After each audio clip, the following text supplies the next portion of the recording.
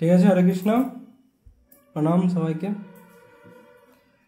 তো টপিক তো আমাদের জানাই বললো এবং আমাদের গ্রুপেও দেওয়া হয়েছে যে ডিটারমিনেশন বা দৃঢ় সংকল্প। তো এই ডিটারমিনেশন বা দৃঢ় সংকল্প এই শব্দটার সঙ্গে আমরা সবাই পরিচিত, জানি মোটামুটি যে ডিটারমিনেশন বা দৃঢ় সংকল্প। তো এখন আমরা আজকের আলোচনায় দেখব যে এই ডিটারমিনেশনটা কাকে বলে, কাকে বলবো দৃঢ় সংকল্প, বা এর ক্ষমতা কী, বা দৃঢ় সংকল্প হলে কি হবে আর না হলেই বা কী হবে সেই সম্পর্কে। আর কি একটা দুটো ছোট গল্পের মাধ্যমে আমরা বোঝার চেষ্টা করব যে দৃঢ় সংকল্পটা কী জিনিস। আর শেষে এই শ্রীমদ্ ভগবদ গীতায় শ্রীকৃষ্ণ এই দৃঢ় সংকল্প নিয়ে কী বলছেন, একটা শ্লোক রয়েছে, সেই শ্লোকটাও আমরা আলোচনা করব। তো ধরো আমরা কোনো একটা গোল সেট করলাম বা কোনো লক্ষ্য একটা স্থির করলাম যে আমরা এটা করব। সেটা করার জন্যে আমাদের কিছু করতে হবে, প্রতিদিন কিছু কিছু কাজ করতে হবে সেই লক্ষ্যে পৌঁছানোর জন্য। এবং লক্ষ্যতে পৌঁছাতে আমরা একদিনে পারবো না, আমাদের বেশ কিছু সময় লাগবে তার জন্য। তো সেই সময় পর্যন্ত ধৈর্য এবং উৎসাহ সহকারে কাজ করে যাওয়া, এটা কখন হয় না এই ডিটারমিনেশন বা দৃঢ় সংকল্প থাকলে। আমি যদি লক্ষ্যে পৌঁছানোর জন্য দৃঢ় সংকল্পবদ্ধ হই, তখনই আমরা এই কাজটা করে যেতে পারবো ধৈর্য এবং উৎসাহের সঙ্গে। তো যেমন ধরো উদাহরণ দেওয়া যায়, যে তোমাদের যদি উদাহরণ দেখি, যে তোমরা ধরো একটা বছরে ঠিক করলে যে এই বছর এই ক্লাসে আমি প্রত্যেকটা সাবজেক্টে 100-র মধ্যে 90 পাবো, এটা তোমরা একটা লক্ষ্য স্থির করলে। তো তার জন্য কি করতে হবে, তোমাদের প্রত্যেক দিন পড়তে হবে, প্রত্যেকটা সাবজেক্ট তোমাকে পড়তে হবে। এবার যদি ওই লক্ষ্যর প্রতি তোমাদের সংকল্পবদ্ধ না থাকে, দৃঢ়তা না থাকে বা ডিটারমিনেশন না থাকে, কি হবে, তোমরা বাহ্যিক পরিবেশ বা কোনো প্রলোভনের দ্বারা প্রভাবিত হয়ে প্রতিদিন যে পড়তে সেটা পড়বে না। যদি যে এটা যদি তোমরা ঠিক করে নাও যে আমাকে পড়তেই হবে, যে সংকল্পবদ্ধ হয়ে যাও দৃঢ়তার সঙ্গে, তাহলে তুমি যখন পড়তে বসবে, তোমার বাইরের বন্ধু যদি এসে বলে যে চল আজ একটু খেলে আসি, বা একটা সিনেমা ফোনে ডাউনলোড করেছি একটু দেখি, তোমার যেহেতু লক্ষ্য স্থির নেই, তুমি তার সঙ্গে চলে যাবে। আর যদি তোমার লক্ষ্য স্থির থাকে, তোমার যদি দৃঢ় সংকল্প থাকে, তখন তুমি বলবে না আমাকে পড়তে হবে, আমার রেজাল্ট ভালো হবে, আমার 90 করতে হবে, তার জন্য আমাকে পড়তে হবে। তো এই ক্ষেত্রে তোমার সংকল্প তুমি টিকে রাখলো।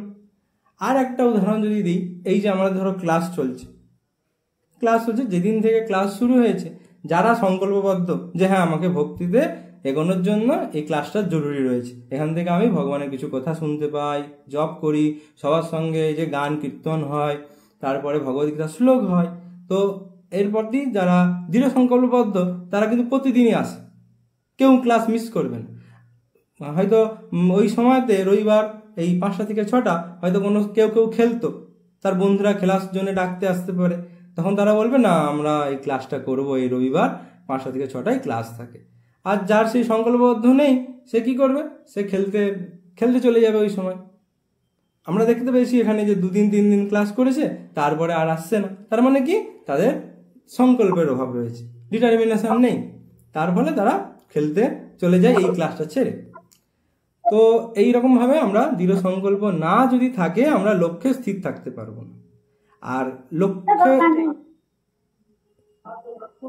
লক্ষ্য যদি আমাদের স্থির না থাকে, বা তাহলে কি হবে, আমরা যে এই কাজটা করে যাওয়ার যে উৎসাহ সেটা পাবো না। তো এইটা আর একটা স্পষ্ট উদাহরণ দিয়ে বোঝা যায় যে আমার যে লক্ষ্য যখন স্থির থাকে, তখন আমরা আর বাইরের কোনো কিছু দ্বারা প্রভাবিত হই না।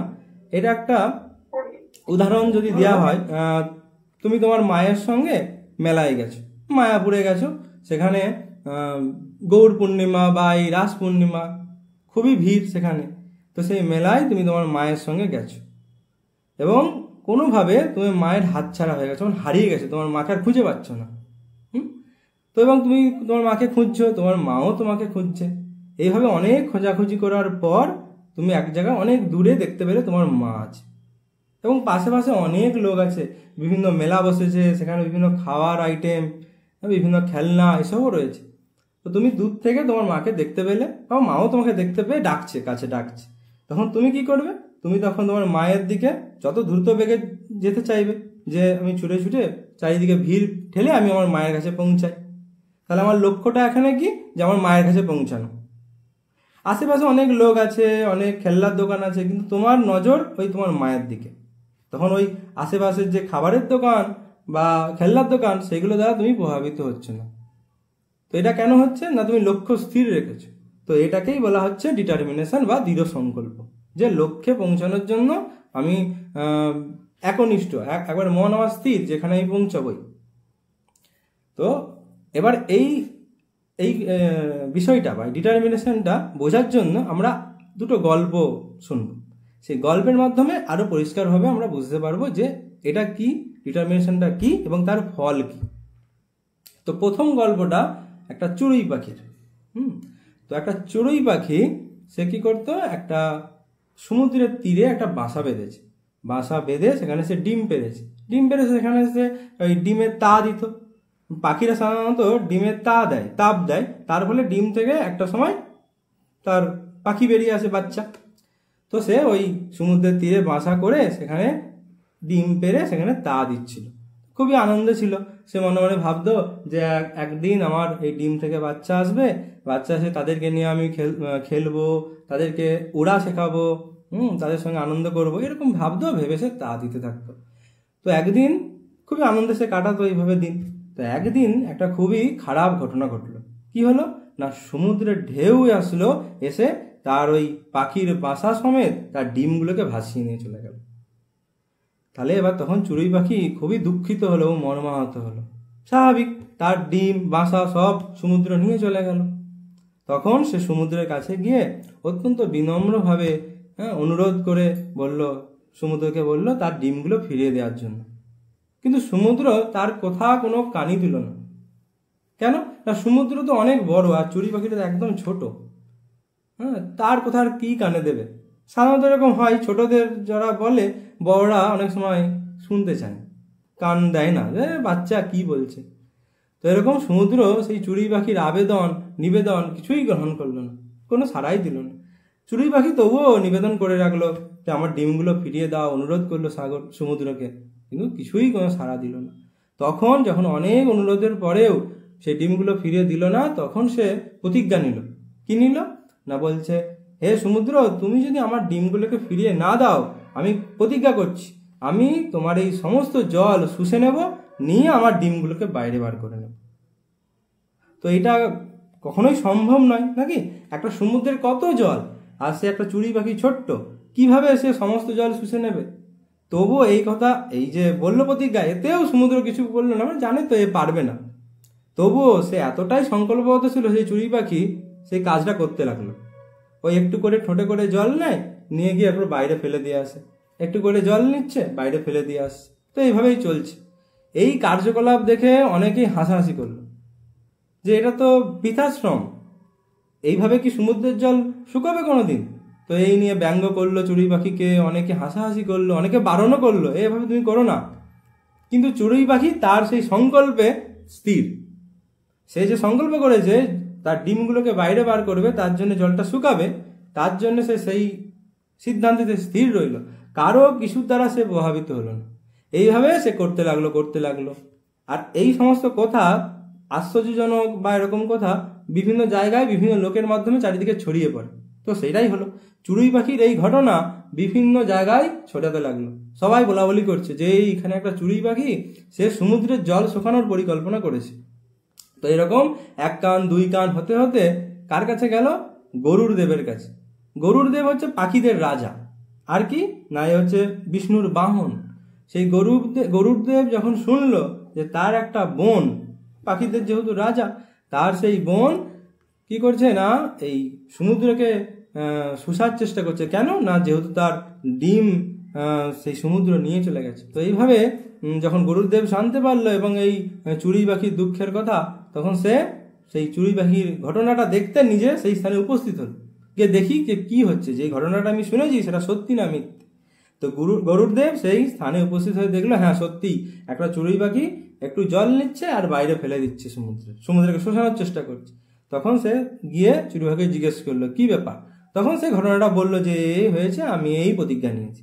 তখন তাই সেই চড়ুই পাখির দুঃখ বুঝে সেই গরুড়দেব সমুদ্রকে এবার বলতে লাগলো যে হে সমুদ্র, তুমি এই চড়ুই পাখির ডিমগুলো ভালোই ভালোই ফেরত দিয়ে দাও।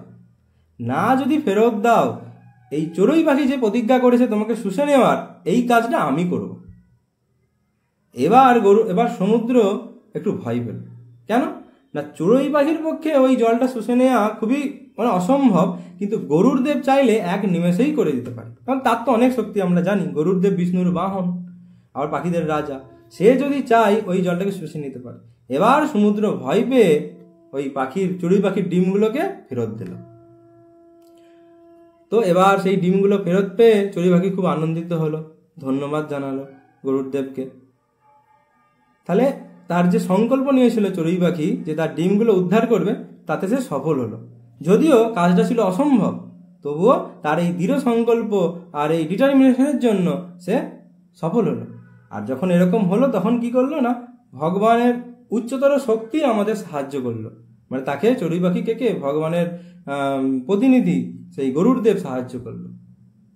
তাহলে এই ঘটনা থেকে আমরা কি জানতে পারলাম, যে ডিটারমিনেশন নিয়ে যখন আমরা কোনো কাজ করব, আমাদের সাফল্য নিশ্চিত। এবং এই কাজের সময় বিভিন্নভাবে আমরা সেই কাজটা করা থেকে আমরা বিরত থাকবো। তো তখন আমাদের এই যে বাধা বিপত্তিগুলো আসবে, সেইগুলো যদি না কান দিয়ে আমরা যদি আমাদের কাজটা করে যাই, তাহলে ভগবানের আমরা সাহায্য পাবো। এই একটা ঘটনা আমরা শুনলাম। আর একটা গল্প আমরা শুনবো, রাজার গল্প। তো এই রাজা, সাগর নামে একটা রাজা ছিল। তো সেই রাজা ছিল খুবই পুণ্যবান। তো তিনি একটা অশ্বমেধ যজ্ঞ করলো। তো অনুষ্ঠান হওয়ার সময় দেবতাদের রাজা ইন্দ্র, সে ঈর্ষান্বিত হয়ে সেই রাজার সেই ঘোড়াটা চুরি করে নিল। চুরি করে কপিল মুনির আশ্রমে, ভগবান কপিল দেব সেই কপিল মুনির আশ্রমে লুকিয়ে রাখলো। এবার সাগরের যে 60,000, এই সাগর রাজার 60,000 ছেলে ছিল, সেই 60,000 ছেলে ওই ঘোড়াটা খুঁজতে গেল, কারণ ওই ঘোড়াটা নালে যজ্ঞটা সম্পূর্ণ হবে না। তো সেই ঘোড়াটা খুঁজতে খুঁজতে, চারিদিকে খুঁজতে খুঁজতে তারা ওই কপিল মুনির আশ্রমে গিয়ে পৌঁছালো। গিয়ে দেখলো যে ওখানে ওই ঘোড়াটা বাঁধা রয়েছে। স্বাভাবিকভাবে তারা ভাবলো যে এই কপিল মুনি মনে হয় আমাদের এই ঘোড়াটা চুরি করেছে। এবার এই মনে করে তাকে বিভিন্ন কথা বলতে লাগলো, তাকে অপমান করলো। এবার যেহেতু কপিল দেব ছিল ভগবানের অবতার, তো ভগবানের চরণে অপরাধ করার ফলে তাদের তৎক্ষণাৎ তারা ভস্মীভূত হয়ে গেল এবং ছায়ে পরিণত হয়ে ওখানেই অবস্থান করতে লাগলো। এদিকে ঘোড়াও নেই, আবার 60,000 পুত্রও নেই। তখন সাগর মহারাজ খুবই চিন্তিত। তখন তিনি তার নাতির নাম হচ্ছে অংশুমান, সেই অংশুমানকে পাঠালো তার 60,000 ছেলেদের খোঁজ করতে আর এই ঘোড়াটাকে উদ্ধার করতে। তো সেই অংশুমান আবার চারিদিকে খুঁজতে খুঁজতে সে ওই কপিল মুনির আশ্রমে এসে পৌঁছালো। গিয়ে দেখলো সেখানে ওই ঘোড়াটা বাঁধা রয়েছে। তখন তিনি কপিল মুনিকে শ্রদ্ধা করে নমন করলো, প্রণাম করে জিজ্ঞেস করলো যে এই ঘোড়াটা এখানে কেন, বা এটা তো আমাদের অশ্বমেধের যজ্ঞের ঘোড়া। তখন কপিল মুনি সব বর্ণনা বললো যে হ্যাঁ, এখানে এরকম বেঁধে দিয়ে গেছিলো, আর এখানে হচ্ছে তোমার 60,000 কাকা তারা এসেছিল, কিন্তু এরকম এরকম হয়েছে। তো তিনি জিজ্ঞেস করলো তাহলে এখন উপায় কি? তো বললো, কপিল দেব বললো উপায় তো কিছু নেই, ওদের যা পাপ হয়েছে সেই পাপ থেকে একমাত্র উদ্ধার হবে যদি এদের ছাইটা গঙ্গার জলে স্পর্শ করানো যায়। সেই সময় আমাদের পৃথিবীতে গঙ্গা ছিল না, গঙ্গা তখন অবতীর্ণ হয়নি আমাদের পৃথিবীতে। তখন তিনি বলছেন তাহলে কিভাবে করা যায়, গঙ্গা কিভাবে আনবো? গঙ্গা তো থাকে স্বর্গে। স্বর্গে মানে হচ্ছে অন্য লোকে, পৃথিবীতে তখন গঙ্গা নেই। তখন বলছে সেটা তো কিছু করার নেই, কিন্তু আনতে হবে, তার জন্য তপস্যা করতে হবে। এই বলে সেই ঘোড়াটা নিয়ে অংশুমান চলে গেল এবং যজ্ঞটা সম্পন্ন হলো। তারপরে এই অংশুমান তপস্যায় বসলো গঙ্গা দেবীর, যাতে গঙ্গা দেবীকে এই পৃথিবীতে আহ্বান করা যায়। তো তপস্যা করতে শুরু করলো, কিন্তু ব্যর্থ হলো। মানে তপস্যা করা তো সবার পক্ষে সম্ভব নয়, তার জন্য দরকার সংকল্প, দৃঢ় সংকল্প। তো তারপরে তার আবার তার পুত্র হচ্ছে দিলীপ। সেই দিলীপ আবার তপস্যা করতে বসলো গঙ্গা দেবী। সেও ফেল হলো, সেও সফল হলো না। তখন তার পুত্র ভাগীরথ, সে তপস্যা করতে বসলো। সে ছিল আবার দৃঢ় সংকল্প যে আমি গঙ্গা দেবীকে আনবই, আমার এই যে পূর্বপুরুষরা যারা এতদিন ধরে সেখানে ছাই হয়ে আছে তাদেরকে উদ্ধার করব। তো এই সংকল্প নিয়ে, এই ডিটারমিনেশন নিয়ে সে তপস্যা করতে বসলো গঙ্গা দেবী, এবং এত কঠোর তপস্যা করলো যে অবশেষে গঙ্গা দেবী সন্তুষ্ট হলো এবং তার সামনে তাকে দর্শন দিল, যে বললো হ্যাঁ কি চাও তুমি। তখন তিনি বললো যে আমাদের এরকম ঘটনা বৃত্তান্ত বললো যে আপনাকে আমাদের পৃথিবীতে আসতে হবে এবং এখানে আমার সব পূর্বপুরুষরা আছে তাদের উদ্ধারের জন্য। তখন তিনি বলল হ্যাঁ আমি যেতে পারি, তবে আমার দুটো সমস্যা রয়েছে। কি সমস্যা না, এক তো আমার বেগ খুব, গঙ্গার অনেক বেগ, তো সেই বেগ নিয়ে যদি আমি পৃথিবীতে আসি তো পৃথিবীর অনেক বড় ক্ষতি হয়ে যাবে, সেটা কে সামলাবে বেগটা। আর 2 নম্বর কি না, আমি যে গঙ্গায় যাব, পৃথিবীতে যাব, সবাই তো আমার এখানে পাপ দিয়ে চলে যাবে, মানে গঙ্গায় স্নান করলে পাপ চলে যায় না, সেই জন্য সবাই গঙ্গায় স্নান করতে যায়। তো সবাই যারা পাপ কর্ম করবে এসে পাপ ধুতে আমার এই জলে আসবে, তাহলে এত পাপ নিয়ে আমি কি করব। তো এই দুটো সমস্যা রয়েছে। বলে হ্যাঁ দ্বিতীয় সমস্যাটা কোনো ব্যাপার নয়, দ্বিতীয় সমস্যাটা কি হবে, যদিও পাপ নিয়ে সবাই আসে কিন্তু যারা বিষ্ণুর ভক্ত বৈষ্ণব তারা যদি এই গঙ্গার জলে স্নান করে তাহলে এই সমস্ত কিছু পবিত্র হয়ে যাবে। আবার কেন না, বৈষ্ণবেরা তার হৃদয়ে ভগবানকে ধারণ করে নিয়ে চলে, তো তারা অপবিত্র জায়গাকেও পবিত্র করার ক্ষমতা রাখে।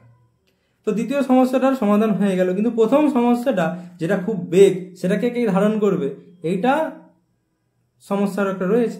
তখন কি বললো, তখন এই ভাগীরথ আবার শিবের তপস্যা করতে লাগলো, যে শিব একমাত্র এই গঙ্গার বেগ যেটা আসবে সেটাকে ধারণ করতে পারে।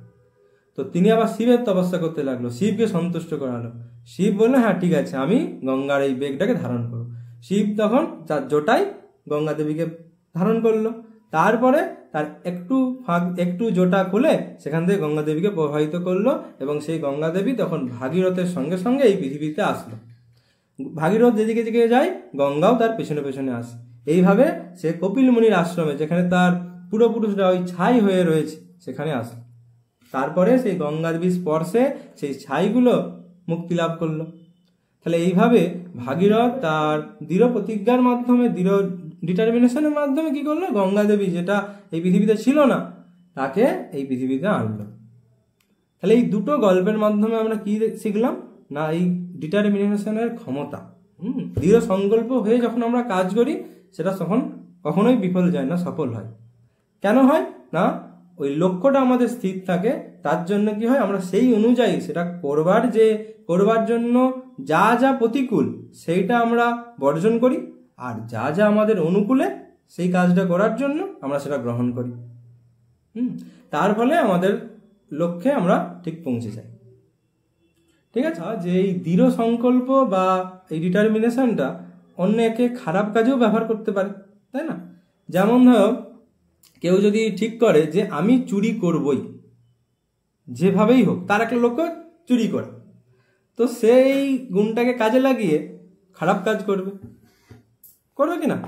তাহলে আমাকে কোন কাজে দৃঢ় সংকল্পবদ্ধ হতে হবে সেটা জানাটাও খুব প্রয়োজন।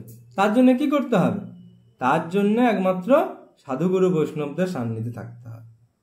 এই সাধুগুরু বৈষ্ণবেরা আমাকে বলবে কোন কাজটা ভালো কোন কাজটা খারাপ। তাহলে আমরা ভালো কাজের প্রতি দৃঢ় সংকল্পবদ্ধ হব নাকি খারাপ কাজের প্রতি।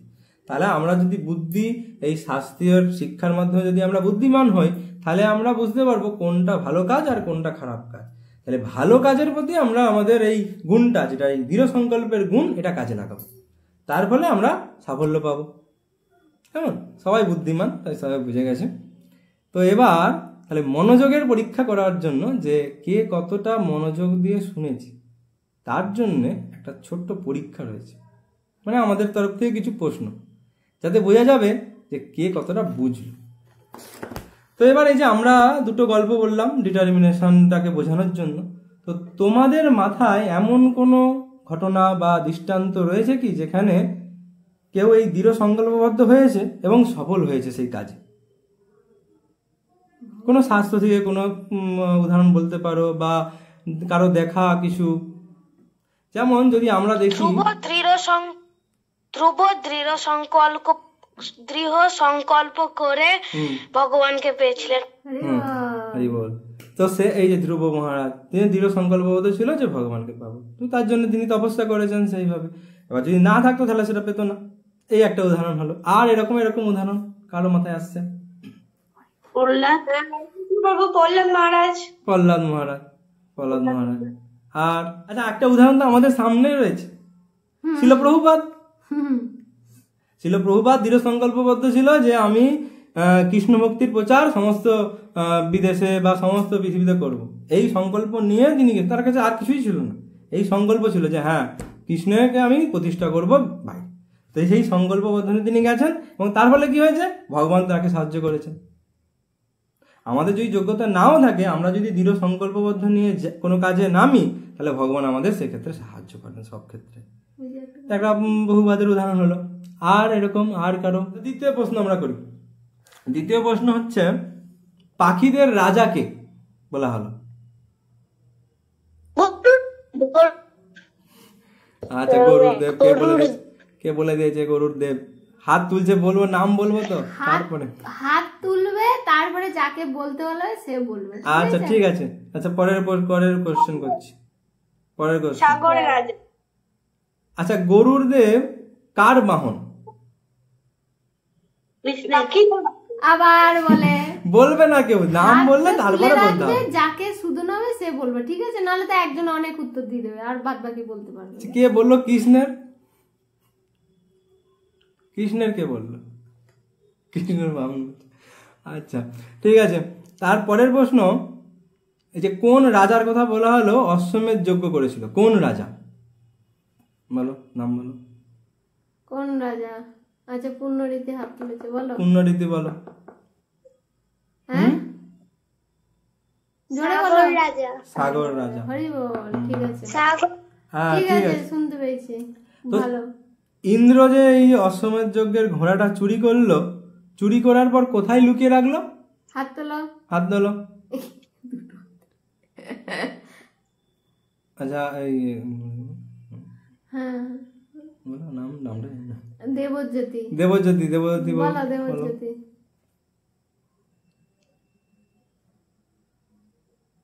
কপিল মুনির আশ্রমে। কপিল মুনির আশ্রমে। খুব সুন্দর।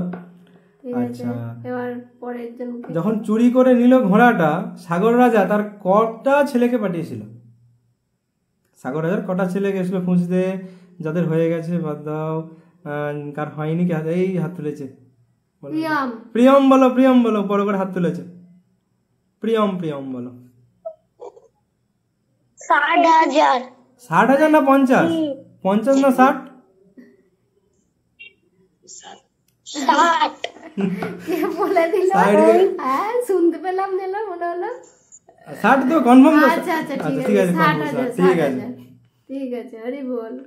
ঠিক আছে। আচ্ছা তো যখন ওই 60,000 পুত্র কপিল মুনিকে চোর মনে করে অপমান করলো, তার শাস্তি হিসাবে তাদের কি শাস্তি হয়েছিল, মানে কি শাস্তি পেয়েছিল তারা? কপিল মুনি থেকে 60,000 পুত্রের কি শাস্তি হয়েছিল? অনন্যা হাত তুলেছে। অনন্যা তো বলো। ছাই হয়ে গিয়েছিল। ঠিক আছে। আচ্ছা এই যে তখন ছাই হয়ে গেল, এবার গঙ্গা আসলে তবে তারা পবিত্র হবে, শুদ্ধ হবে বা মুক্তি পাবে। তো কোন রাজা সেই গঙ্গাকে এই পৃথিবীতে আনতে সামর্থ্য হয়েছিল? কোন রাজা এনেছিল পৃথিবীতে গঙ্গাকে? সায়ন্তিকা মাতাজি বলো।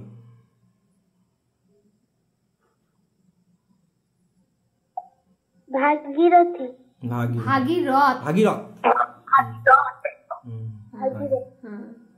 তো এবার এই যে দৃঢ় সংকল্প, এই দৃঢ় সংকল্প নিয়ে ভগবত গীতায় ভগবান শ্রীকৃষ্ণ আমাদের একটা শ্লোক বলেছেন। তো সবাই ভগবত গীতা হলো 2:41, দ্বিতীয় অধ্যায়ের 41 নম্বর শ্লোক। দেবজ্যোতি। হ্যাঁ দেবজ্যোতি, তাহলে তুমি তোমারটা খোলো আর সবাই আনমিউট রেখে সঙ্গে সঙ্গে আমাদের সঙ্গে উচ্চারণ করবে, কেমন? ব্যবসায়াত্মিকা বুদ্ধির একেহ কুরু নন্দন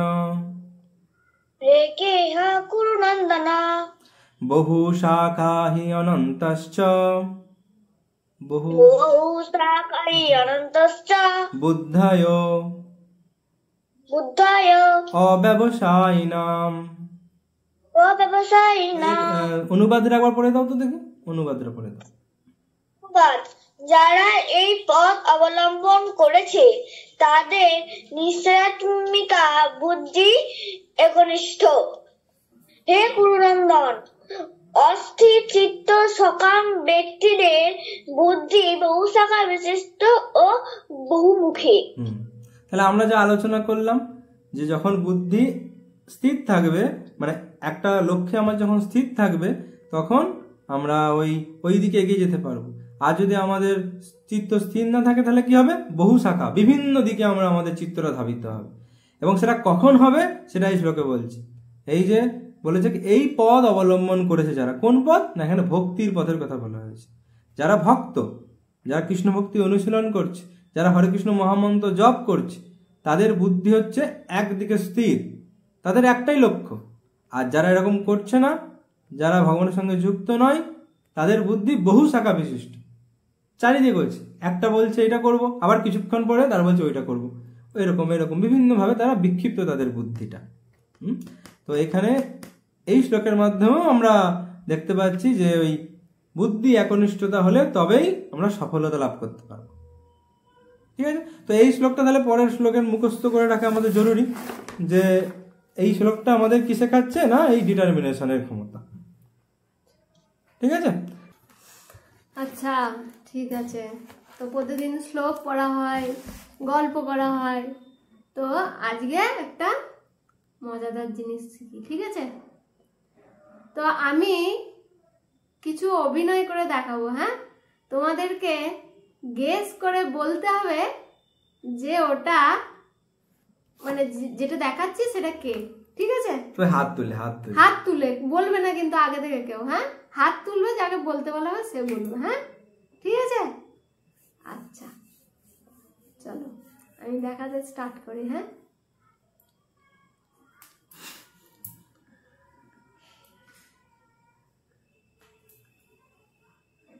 আচ্ছা হাত তুলেছে, কে কে হাত তুলেছে দেখি। আচ্ছা ঠিক আছে, শেষ দিক থেকে জিজ্ঞাসা করি। আচ্ছা সৌগত বাবু বলো। নৃসিংহদেব। হরি বল। ঠিক আছে, নেক্সট। হ্যাঁ চলো,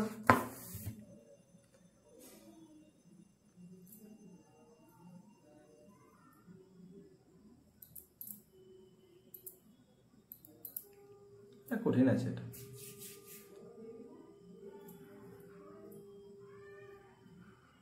আচ্ছা হাত তো তুলেছে, দেখো। ঠিক আছে, দেখি কে কি বলছে। আচ্ছা অনন্যা বলো। যশোদা মা। হরি বল, খুব ভালো। ঠিক আছে, আচ্ছা তারপরে দেখো একটা লীলা। ঠিক আছে, হিন্টস দিয়ে দিলাম, একটা লীলা ভগবানের। হ্যাঁ,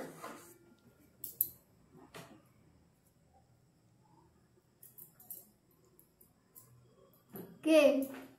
আচ্ছা হাত তুলেছে, ঠিক আছে দেখি। অঙ্কুশ বলো। কালিয়া নাগলীলা। হ্যাঁ, হরি বল, সব খুব ইন্টেলিজেন্ট আছে। ঠিক আছে, আচ্ছা নেক্সট।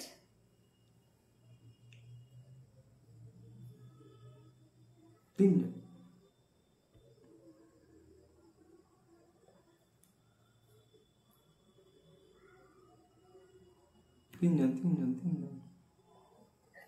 আচ্ছা ঠিক আছে, ধ্রুব বলো।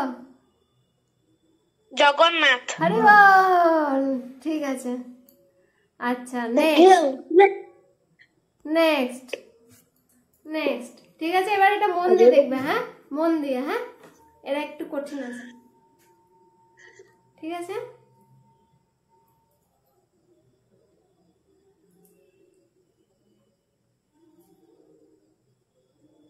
আর একবার দেখাচ্ছি।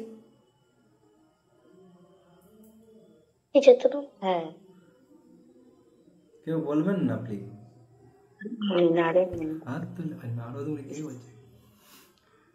কে বুঝেছে?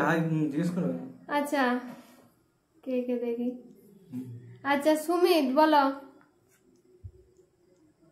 নিতাই গৌর। কিছুটা হয়েছে, আরেকটু। আচ্ছা আমাদের ঈশিতা মাতাজি বলো। পঞ্চতত্ত্ব। হরি বল, ঠিক বলেছে। এই যে গৌরাঙ্গ মহাপ্রভু, নিত্যানন্দ প্রভু, আর এদিকে গদাধর, এদিকে অদ্বৈত আর শ্রীবাস ঠাকুর। ঠিক আছে, ঠিক আছে। আচ্ছা, নেক্সট। হ্যাঁ, নেক্সট।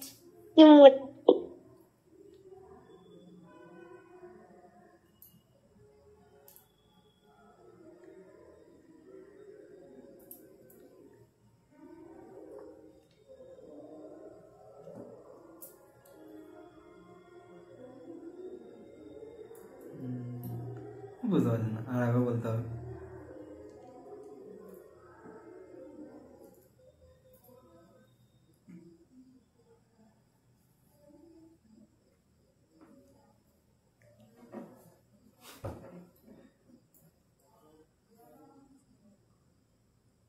কঠিন হয়ে যাচ্ছে মনে হয়, কেউ পাচ্ছে না। আরে হাত তুলেছে। আচ্ছা, কার কি মনে হচ্ছে দেখি না, বলুক না। ঠিক আছে, অনন্যা বলো। অনন্যা হাত কি হতে পারে? কি হতে পারে? রাধা মাধব। হ্যাঁ, কিছুটা হয়েছে, কিছুটা হয়েছে। না, তুমি দুটোই দেখাচ্ছ, ওই জন্য রাধা। আচ্ছা আচ্ছা, মাধব দেখেছি। মাধব ঠিক আছে, ঠিক আছে। আমি রাধারানীকে দেখাতে চেয়েছিলাম। ঠিক আছে, অসুবিধা নেই। আচ্ছা, রাধারানীকে কিভাবে বোঝাবে? কেউ একটা অভিনয় আচ্ছা, করে বলতে পারবে? রাধারানীকে কেউ কেউ, হ্যাঁ, আমার হয়তো হয়নি, সেই জন্য বুঝতে পারিনি। কিভাবে অভিনয় করলে বোঝা যায় যে এটা রাধারানী? কে বলবে? না, এরকম দেখানোর দরকার ছিল। এটা কৃষ্ণ, এনার পাশে রাধারানী দাঁড়িয়ে আছে, তো এই নিকে এরকম দেখানোর দরকার ছিল। ঠিক আছে, আচ্ছা, নেক্সট। নেক্সট।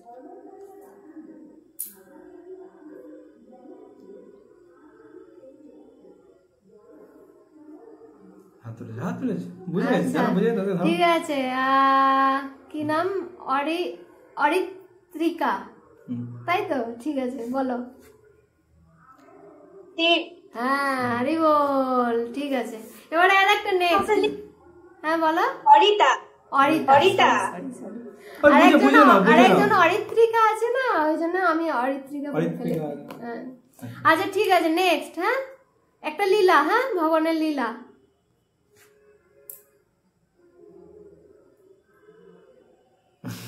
এইটা সোজা আছে। আচ্ছা, ঠিক আছে, বলো। ধ্রুবজ্যোতি বলো, দেবজ্যোতি।